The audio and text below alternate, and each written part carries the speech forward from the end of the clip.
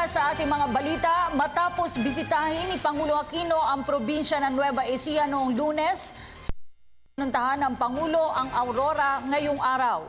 Isang aurora sa mga matinding hinagupit ng Bagyong Lando. Pinangunahan ni Pangulong Aquino ang pamamahagi ng relief goods sa mga dasalantang pamilya kasama ang mga kalihim ng mga kinaukulang ahensya ng pamahalaan. Maliban dyan, nagsagawa ng aerial inspection ng Pangulo sa mga apektadong lugar sa Northern Luzon, kasama na ang Pangasinan, Tarlac, Pampanga at Bulacan. Si Rocky Ignacio mag-uulat via phone patch. Rocky? Maraming salamat. Inatasan ni Pangulong Aquino ang lahat ng kinaukulang ahensya na madaliin ang rehabilitasyon sa mga lugar na sinalanta ng Bagyong Lando para maibalik sa normal na sitwasyon at pamumuhay ang mga biktima. Nagsagawa ng aerial inspection ng Pangulo para i-assess ang pinsala at kailangang rehabilitasyon sa mga apektadong lugar sa Northern Luzon, kabilang Tarlac, Pampanga at Bulacan.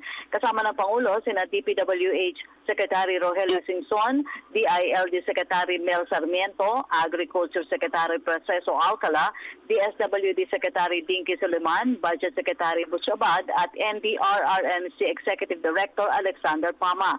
Bumisita rin ang Pangulo sa Kasiguran Aurora Province kasamang ilan sa gabinete para siguruhin ang paglalatag ng rehabilitasyon kasabay ng patuloy ang tulong katulad ng pagkain, gamot at damit sa mga biktima na nagsilikas at nawalan ng tirahan. Dito nanawagan ng Pangulo ng pagtutulungan ng lahat para agad makabangon sa pinsala ang mga apektadong lugar. Sa report ni DSWD Secretary Suleman, patuloy naman ang pamimigay ng mga relief goods sa mga nasalanta ng bagyo.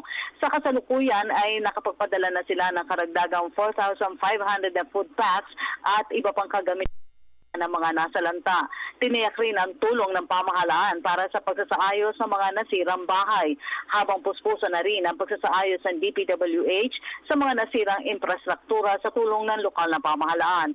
Partikular pa rin sa nais maibalik ng Pangulo ang pagbabalik ng supply ng elektrisidad sa mga apektadong lugar. Tiniyak naman ng Department of Agriculture ang pagdating na sa lalong madaling panahon ng mga hininging pamalit tanim ng mga magsasaka kasama ng 100 fiberglass motorized bangka at repair tools para sa mga nasirang bangka dahil sa bagyo. Samantala, binigyan diin ng Pangulo na ang dapat rehabilitasyon na ipatutupad ay alinsunod pa rin sa Build Back Better. At yan ang ating pag-uulat para sa Telebisyon ng Bayan, Rocky Ignacio. At Rocky Ignacio.